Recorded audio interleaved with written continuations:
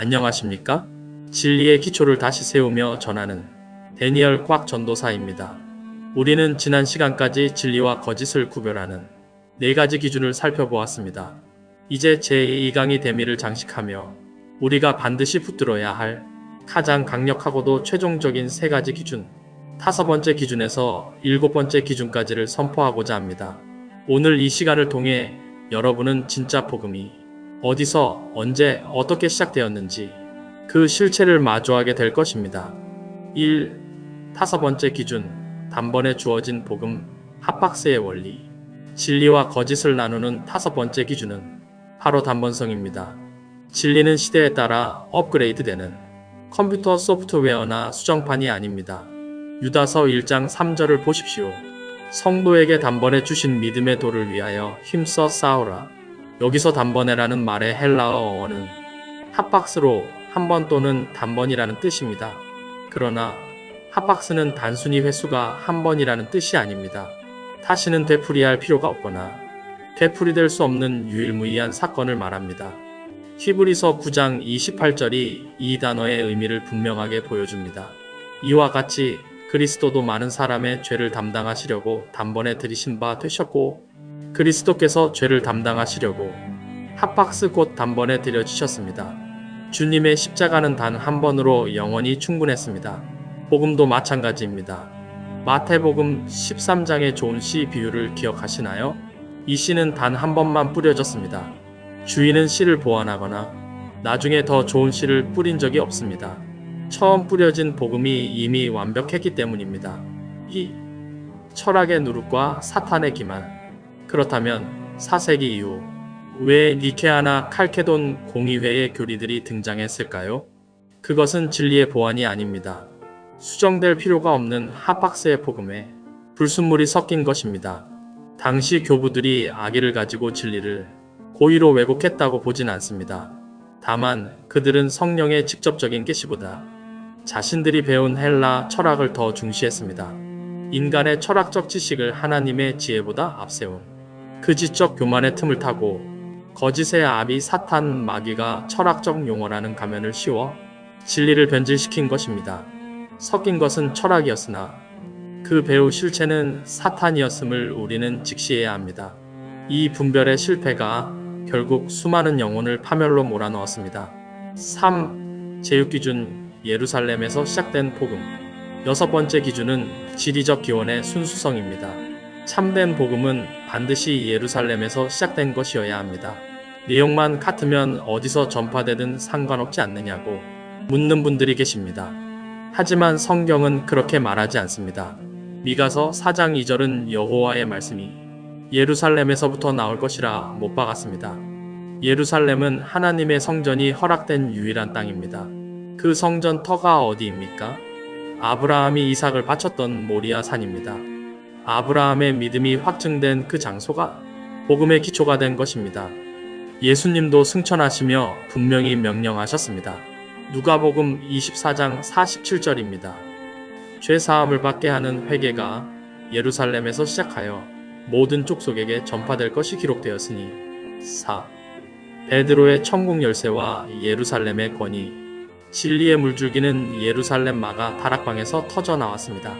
베드로가 천국 열쇠를 사용하여 예수 그리스도의 이름으로 침례를 받고 성령을 받으라고 선포한 바로 그 지점입니다. 여기서 주목할 사실이 있습니다. 사마리아나 이방 땅 고넬료 집에서 복음이 전해졌을 때 이를 최종 확증하고 성령 침례를 받게 한 사람은 누구입니까? 바로 천국 열쇠를 받은 베드로였습니다. 예루살렘의 확증 없이는 온전치 못했기 때문입니다.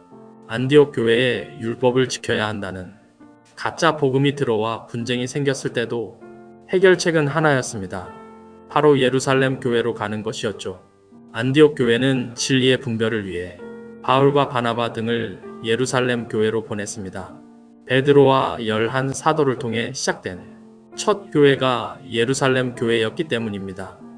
예루살렘 교회에 사도들을 포함한 형제들이 소집되었습니다. 이렇게 개최된 최초의 회의에서 베드로와 야고보가 사도적 권위로 논란을 종결시켰고 예루살렘이 확정한 진리가 다시 이방 교회들로 전달되었습니다. 여러분 기억하십시오. 로마나 다른 이방 도시에서 철학으로 가공된 교리는 결코 예루살렘의 권위를 넘어설 수 없습니다. 여러분은 지금 예루살렘의 생수를 마시고 있습니까? 아니면 이방의 혼탁한 교리를 마시고 있습니까? 5. 제7 기준 1세기에 완성된 원형. 마지막 7번째 기준은 시간적 원형입니다. 진리의 계시는 주 1세기에 이미 마감되었습니다. 신약 성경 27권은 모두 1세기에 기록되었습니다. 사도들이 살아있던 그 시대에 모든 것이 완성된 것입니다. 계시록의 7교회의 역사를 보십시오. 시간이 흐를수록 진리는 발전했습니까? 아니요, 부패했습니다. 겨자씨는 기형적으로 커졌고 여자가 넣은 누룩은 온 교회를 부풀게 했습니다. 1세기 이후에 등장한 모든 새로운 교리는 나중에 덧뿌려진 가라지일 뿐입니다. 진리의 생명력은 발전하는 데 있는 것이 아니라 1세기의 원형을 얼마나 순수하게 보존하느냐에 달려 있습니다. 7. 1세기 진리와 4세기 교리 대조, 핵심 정리. 여러분, 이 도표를 보십시오. 1세기의 진리와 4세기의 전통을 냉철하게 비교해 보겠습니다.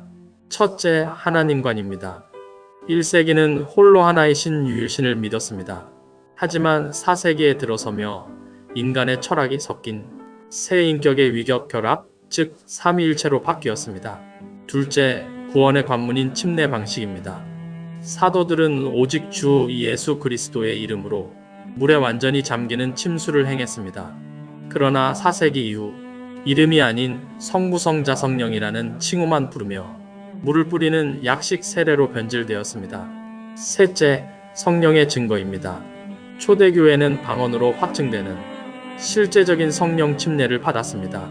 하지만 4세기 이후 이는 관념적인 믿음으로 축소되거나 아예 방언이 그쳤다는 은사 중지론으로 대체되었습니다. 마지막으로 신앙의 근거입니다.